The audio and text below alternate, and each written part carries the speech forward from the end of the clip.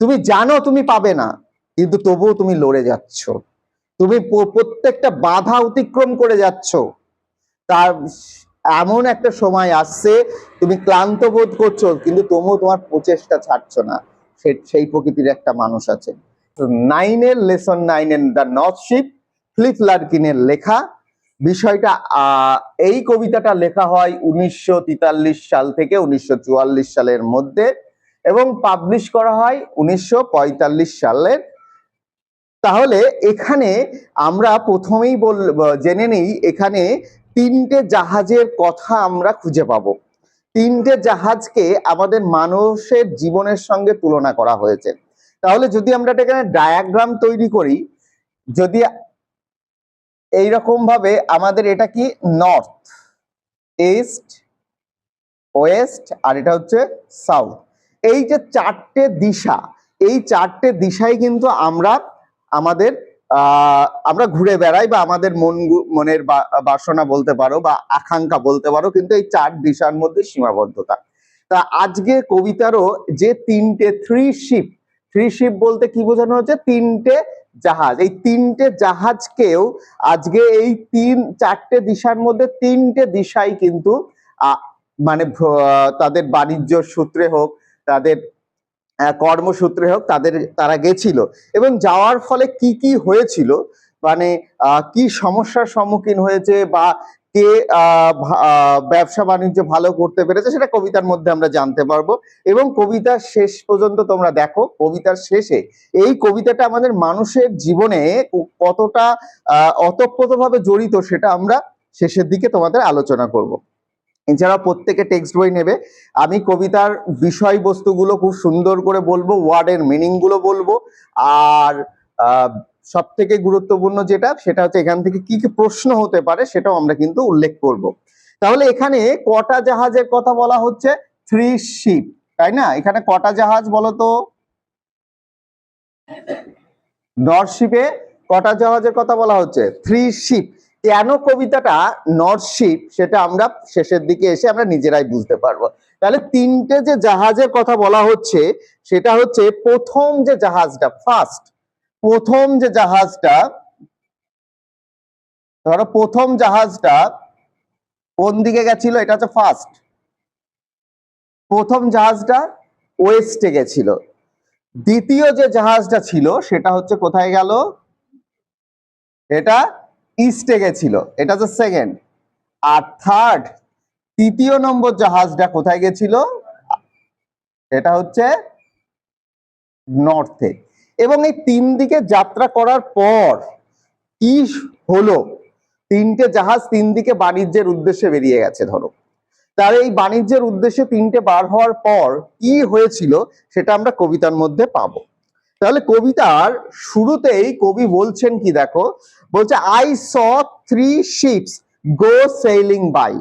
আমি দেখলাম তিনটে জাহাজ গো সেইলিং বাই মানে কি? সমুদ্রে অভিযান করার জন্য বেরিয়ে পড়েছে। ওভার দ্য সি, সমুদ্রের উপরে। দ্য লিফটিং সি, দেখো এই যে শব্দগুলো আমরা এখানে ওয়ার্ড গুলো জানবো। প্রথম শব্দ হচ্ছে কি? লিফটিং। এই লিফটিং মানে কি? লিফটিং মানে হচ্ছে অ্যাকচুয়ালি দুরন্ত বা উত্তাল বা সমুদ্রের ঢেউয়ে পরিণত হয়েছে, মানে জোয়ারের টাইমটা যে হয়, জোয়ারের টাইম যে হয় সেটা। তার মানে আমরা জানতে পারলাম যে কবি বলতে চাইছেন যে তিনটে জাহাজ সমুদ্রের উপরে একদম পরিপূর্ণ জোয়ারে সমুদ্র এখন মেতে আছে, সেই টাইমে কি করেছে? সমুদ্রে যাত্রার জন্য তারা বেরিয়েছে। And the wind rose in the morning sky, এবং সকালটা যেন বাতাসে পরিপূর্ণ হয়ে গেছে। কারণ দেখো, আগেকার জাহাজগুলো কিন্তু ইঞ্জিনে চলতো না, আগেকার জাহাজগুলো কিসে? পালে। এবার পাল হাওয়া না হলে তো জাহাজ টানতে পারবে না। তাই কি বলছে? যে wind rose in the morning sky, এবং আকাশ সকালবেলায় কালে মানে ভোরবেলার দিকটা যেন মনে হচ্ছে পুরোপুরি বাতাসে পরিপূর্ণ, একটা মৃদুমন্দ বাতাসে পরিপূর্ণ একটা আকাশ বা সমুদ্রের উপরের পরিবেশটা তৈরি হয়েছে। and one was rigged for a long journey. দেখো rigged for, এটা আমরা ফ্রেজাল ভার্ব, এটা আমরা ফ্রেজাল ভার্বের ক্লাস করেছি। rigged for তার মানে কি সুসজ্জিত হওয়া, মানে one was rigged for a long journey। এই যে তিনটে জাহাজ, এই তিনটে জাহাজের মধ্যে বলছে কোনো একটা জাহাজ মানে যেন মনে হচ্ছে দীর্ঘ যাত্রার জন্য সুসজ্জিত করা হয়েছে, মানে কি সে অনেকটা পথ অতিক্রম করবে তিনটে জাহাজের মধ্যে। কোন জাহাজটা দীর্ঘ পথ অতিক্রম করবে আমরা কবিতার শেষের দিকে আমরা পেয়ে যাব। তারপরে আমরা প্রথম যে 4 লাইনটা পড়লাম, এই 4 লাইনে দেখো 4 নম্বর লাইনে গিয়ে ফুল স্টপ রয়েছে বা স্টপ রয়েছে। তার মানে এটা কিন্তু প্রকৃত 4টে মানে লাইন দেখে একটা সেন্টেন্স কিন্তু আমরা এখানে পেলাম। তার মানে এই টোটাল কবিতাটাই 24টা লাইন আছে। কটা লাইন আছে? 24 লাইনস। তার মানে কটা সেন্টেন্স আছে বলো তো? 4 দিয়ে যদি ভাগ করা যায়, তার মানে এখানে আমরা 6টা সেন্টেন্স পাবো। কিন্তু কবিতাটা আমরা অনেকেই পড়ি ঠিক, কিন্তু অনেক এই কবিতাটার ভিতরে যে এইরকম একটা তথ্য আছে এটা কিন্তু আমরা অনেকে কোনোদিন খুঁজেও দেখি না। আমরা কিন্তু 24টা লাইন পড়ি, কিন্তু 24টা লাইন যে 6টা সেন্টেন্সে বিভক্ত এটা কিন্তু আমরা অনেকেই দেখি না। তাহলে আমরা প্রথম স্ট্যান্ডায় কি জানতে পারলাম বলতো? মানে প্রথম যে ফার্স্ট 4টে লাইনে যে এখানে কবি বলতে চাইছেন যে তিনি একটা জাহাজ মানে তিনি দেখলেন যে সমুদ্রের উপরে জাহাজ তার মানে সেইলিং বাইয়ের জন্য রেডি হয়ে গেছে এবং সেখানে পর্যাপ্ত সমুদ্রের উপরে বাতাসও রয়েছে এবং একটা জাহাজকে দীর্ঘ যাত্রার জন্য কি করা হয়েছে? সাজিয়ে তোলা হয়েছে। এবার আমরা প্রথম যে জাহাজটা আছে সেই প্রথম জাহাজটা সম্পর্কে জানবো। সেই জাহাজটা কোথায় গেছিল বা কোন দিকে গেছিল? দেখো, the first ship turn towards the West. আমি কি লিখেছি? ডব্লিউ মানে ওয়েস্ট। প্রথম যে জাহাজটা টার্ন সোজাসুজি চলে গেল কোথায়? টুয়ার্ডস দ্য ওয়েস্ট মানে কি পশ্চিমের দিকে। প্রথমের জাহাজটা কোন দিকে গেল? প্রথম জাহাজটা পশ্চিমের দিকে গেল। Over the sea the running sea মানে কি সমুদ্রের উপর দিয়ে। দ্য রানিং সি বলতে কি? চলমান সমুদ্র, মানে কি সেখানে পর্যাপ্ত পরিমাণে ঢেউ আছে এবং পর্যাপ্ত পরিমাণে বাতাস রয়েছে সেই সমুদ্রের আকাশে। এক কথায় দুরন্ত সমুদ্র বলতে পারো। রানিং সি মানে দুরন্ত সমুদ্র। and by the wind all possessed, এবং সেখানে মৃদুমন্দ বাতাস এবং সমস্ত বাতাস যেন মনে হলো সেই all possessed মানে কি জাহাজের যে পালটাকে এসে ধাক্কা দিল। and carried to a rich country, এবং জাহাজটা পৌঁছে গেল কোথায়? রিচ কান্ট্রিতে। জাহাজটা রিচ কান্ট্রিতে পৌঁছে গেল, একটা ধনী বা যেখানে ধন সম্পদে সমৃদ্ধ একটা দেশ বা যেখানে ব্যবসা বাণিজ্য পর্যাপ্ত পরিমাণে করা যেতে পারে সেই রকম দেশে একটা পৌঁছে গেল। তার মানে আমরা যদি এখান থেকে ইনফরমেশনটাকে নোট করি তাহলে বলতে পারবো যে প্রথম জাহাজটা পশ্চিমে গেছিল, তাই তো? প্রথম জাহাজটা কোন দিকে গেছিল? প্রথম জাহাজটা পশ্চিম দিকে গেছিল এবং সে পৌঁছেছিল কোথায়? একটা রিচ কান্ট্রিতে। তাহলে বুঝতে পারলাম এখান থেকে কোনো প্রশ্ন নেই আশা করি। তাহলে দেখো দ্বিতীয় জাহাজটা সম্পর্কে আমরা কি তথ্য পাচ্ছি? The second turn towards the east. দ্বিতীয় জাহাজটা কোন দিকে গেল? পূর্বে। দ্বিতীয় জাহাজটা কোন দিকে গেছিল? পূর্বে গেছিল। ওভার দ্য সি সমুদ্রের উপরে ভেসে ভেসে। দ্য কুইকেনিং সি, দেখো এই যে কুইকেনিং শব্দটা এর মানে কি জানো তো? উত্তাল, মানে কি সমুদ্রের উপরে জোয়ারে পরিণত হয়ে গেছে। সমুদ্রের জলরাশি যেন মনে হচ্ছে উন্মাদ পাগলের মতো লাফালাফি করছে। আর কি হচ্ছে? সঙ্গে একটা ঝড় হচ্ছে, সামুদ্রিক ঝড়, যেটাকে তোমরা টেম্পেস্ট বলে ইংরেজি শব্দ লিখে রাখতে পারো। টেম্পেস্ট মানে হচ্ছে সামুদ্রিক ঝড়। তার মানে কি বলতে দেখো, the second turn towards the east, দ্বিতীয় জাহাজটা পূর্বের দিকে রওনা দিল। ওভার দ্য সি, সমুদ্রের উপর দিয়ে। দ্য কুইকেনিং সি, সেই উত্তাল উন্মাদ পাগলের মতো জলরাশি লাফিয়ে লাফিয়ে পড়ছে সেই সমুদ্রের উপর দিয়ে। অ্যান্ড দ্য উইন্ড হন্টেড, এই উইন্ড বলতে এখানে তোমার কিন্তু ঝড়ের কথা বলা হচ্ছে। কিসের কথা? ঝড়ের কথা বলতে। And wind haunted it like a beast, যেন বাতাসটা মানে ঝোড়ো হাওয়াটা যে এমন ভাবে জাহাজটাকে গ্রাস করে নিল যেন মনে হচ্ছে কোনো একটা পশু শিকার করছে। এবং শিকার করে কি করছে, মানে বাতাসটা সেই জাহাজটাকে এমন ভাবে শিকার করে নিয়েছে, নেয়ার ফলে কি বলছে, two anchor in captivity. Anchor মানে নোঙর ফেলতে, জাহাজটাকে দাঁড়াতে হলো একটা জায়গায়। অ্যাঙ্কার মানে কি? নোঙর ফেলা, মানে একটা জায়গায় দাঁড়াতে হলো। ইন ক্যাপটিভিটি, ক্যাপটিভিটি মানে কি? বন্দি দশা। এটা তোমাদের লিখে নিতে হবে। ক্যাপটিভিটি, ক্যাপটিভিটি মানে কি? বন্দি দশা, ঠিক আছে? ক্যাপটিভিটি মানে বললাম ইমপ্রিজনমেন্ট। ইন ইংরেজিটার শব্দটা কি হবে তোমরা জেনে নিতে পারো, ইমপ্রিজনমেন্ট। তার মানে এখান থেকে আমরা যদি এই ছকটাকে ফিরে আসি, দ্বিতীয় জাহাজটা কোথায় গেছিল? ইস্টে গেছিল, তাই তো? এটা ইস্ট, পূর্বে। কি হয়েছিল তার সঙ্গে? একটা উইন্ড। উইন্ড মানে কি? টেম্পেস্ট। টেম্পেস্টের সম্মুখীন হতে হয়েছিল। তারপর কি হলো? তাকে টু অ্যাঙ্কার, তাই তো, ইন ক্যাপটিভিটি। তার মানে কি? তাকে নোঙর ফেলতে বাধ্য করেছিল সেই ঝোড়ো হাওয়াটা, একটা বন্দি দশার মধ্যে তাকে আটকে ফেলেছিল। তার মানে আমরা তাহলে দুটো জাহাজ পেলাম, দুটো জাহাজের ইনফরমেশন পেলাম। সেই দুটো জাহাজ কোন দিকে গেছিল, তাদের সঙ্গে কি হয়েছিল। এবার আমরা তৃতীয় জাহাজটা সম্পর্কে জানবো। দেখো, the third ship drop towards the north. তৃতীয় জাহাজটা কোন দিকে গেল? উত্তরের দিকে গেল, তাই তো? তৃতীয় জাহাজটা কোন দিকে গেল? উত্তরের দিকে গেল। ওভার দ্য সি, সমুদ্রের উপরে ভেসে ভেসে। দ্য ডার্কেনিং সি, কিরকম ছিল সমুদ্রের আকাশটা? ডার্কেনিং মানে কি? পুরো অন্ধকার আচ্ছন্ন আকাশ ছিল সমুদ্রের উপরটা, মানে সমুদ্রটা পুরোপুরি অন্ধকারে পরিণত হয়ে গেছিল। But no breath of wind came forth, সেখানে কোনো মৃদুমন্দ বাতাসের কোনো চিহ্নই ছিল না। মানে কি? মৃদুমন্দ বাতাসের কোনো প্রবাহই ছিল না। কেমন যেন একটা মানে অন্ধকারাচ্ছন্ন, কেমন একটা যেন সেই হন্টেডের মতো জায়গা, মানে কালো অন্ধকার, কোনো দিগন্ত রেখা দেখা যাচ্ছে না, পুরো যেদিকেই তাকাচ্ছি সেদিকেই পুরো ঘন অন্ধকার।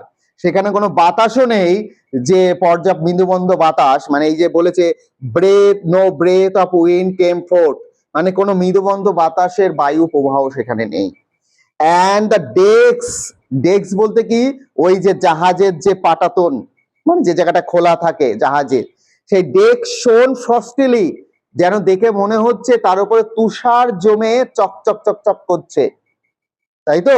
তার মানে এই যে ডার্কেনিং যে সিটা ছিল, এই ডার্কেনিং সি, এই ডার্কেনিং সির সম্মুখীনে যখন নর্থের যাওয়া তৃতীয় জাহাজটা যখন পৌঁছে গেল, সেখানে পর্যাপ্ত পরিমাণে কোনো বাতাস ছিল না। এবং সেখানে এমন তুষার আবৃত হচ্ছে, মানে তুষার পড়ছিল, যেন তুষারগুলো জাহাজের ওই ডেকের উপরে পড়ে যেন দূর থেকে মনে হচ্ছে রূপালী রঙের কোনো কিছু পড়ে আছে, চকচক করছে। The northern sky rose high and black, এবং নর্দার্ন স্কাই মানে কি? এই যে উত্তরের যে সমুদ্রের যে আকাশ, মানে উত্তরে যে সমুদ্রটা ছিল সেই সমুদ্রের উপরের যে আকাশ, সেই আকাশটা কি হচ্ছে? হাই অ্যান্ড ব্ল্যাক, মানে কি? পুরো ঘন অন্ধকারে পরিণত হয়ে গেছে, মেঘাচ্ছন্ন হয়ে গেছে, সেখানে মনে হচ্ছে ঝড়ের একটা পূর্বাভাস দিচ্ছে। Over the proud unfruitful sea, এবং নিষ্ফল সেই সাগরের জলের উপরে সে কিন্তু এখন ভাসছে। তার মানে আমরা তৃতীয় জাহাজটা সম্পর্কে কি পেলাম তথ্য বলতো? যে তৃতীয় জাহাজটা কোন দিকে গেছিল? উত্তর দিকে গেছিল। উত্তর দিকে তৃতীয় জাহাজটা যাওয়ার ফলে তার কি হয়েছিল? সে কিসের সম্মুখীন পেল? প্রথম ডার্কেনিং সি, তাই তো? তারপরে কি হলো?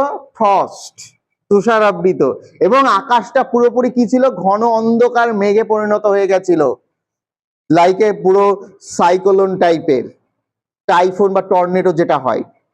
এই গেল আমাদের তিনটে জাহাজ সম্পর্কে আমরা জানতে পারলাম, যে তিনটে জাহাজ তিন দিশায় গেছিল।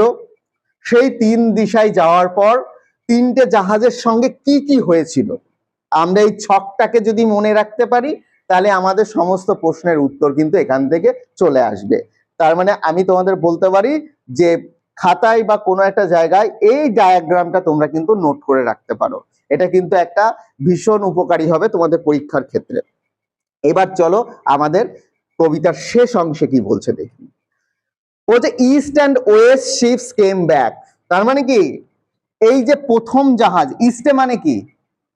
সেকেন্ড জাহাজ, সেকেন্ড প্লাস ফার্স্ট, তাই তো? দেখো বলবে ইস্ট অ্যান্ড ওয়েস্ট, দ্বিতীয় জাহাজটা কোথায় গেছিল? ইস্টে গেছিল। আর ফার্স্ট জাহাজটা কোথায় গেছিল? ওয়েস্ট। এরা কি করলো? এরা ফিরে আসলো। এরা কি করলো? ফিরে আসলো, তাই না? ইস্ট অ্যান্ড ওয়েস্ট মানে প্রথম জাহাজটা আর দ্বিতীয় জাহাজটা কিন্তু ফিরে আসলো। কি বলছে? হ্যাপিলি অর আনহ্যাপিলি, বলো তো এর ভিতরে কে হ্যাপিলি ফিরে আসলো, কে না আনহ্যাপিলি ফিরে আসলো? একদমই। এই দেখ ফিরে আসলো কে? এই যে সেকেন্ড, এই সেকেন্ড কিন্তু আনহ্যাপিলি, তাই তো? কেন আনহ্যাপিলি? কারণ তাকে ঝড়ের মধ্যে পড়তে হয়েছিল, তাকে অ্যাঙ্কার টু অ্যাঙ্কার ইন ক্যাপটিভিটিতে করতে হয়েছিল, কিন্তু নির্দিষ্ট সময়ের পর তাকে কিন্তু ফিরে আসতে হয়েছিল। কিন্তু প্রথম জাহাজটা কোথায় পৌঁছেছিল? রিস্ক কান্ট্রিতে। তাহলে যে যখন রিস্ক কান্ট্রিতে পৌঁছেছে সে তখন কি করেছে? ওখানে ভালো ব্যবসা বাণিজ্য করেছে। তার মানে ফার্স্ট জাহাজটা কিসে এসেছিল? প্রথম জাহাজটা হ্যাপিলি ফিরে এসছে। তাহলে আমরা জানতে পারলাম যে পূর্বে এবং পশ্চিমে যে জাহাজ দুটো গেছিল সে দুটো কিন্তু তারা কিসে ফিরে আসলো? কেউ সুখী হয়ে, কেউ অসুখী হয়ে। But the third went wide and far, কিন্তু দুঃখের ব্যাপার তৃতীয় জাহাজটা অনেক দূরে চলে গেছিল, মানে বহু দূরে চলে গেছিল। ইনটু অ্যান আনফরগিভিং সি, এই নির্মম সাগরের মাঝে। এই নির্মম সাগর, কেন আনফরগিভিং শব্দটা কেন ব্যবহার করেছেন কবি?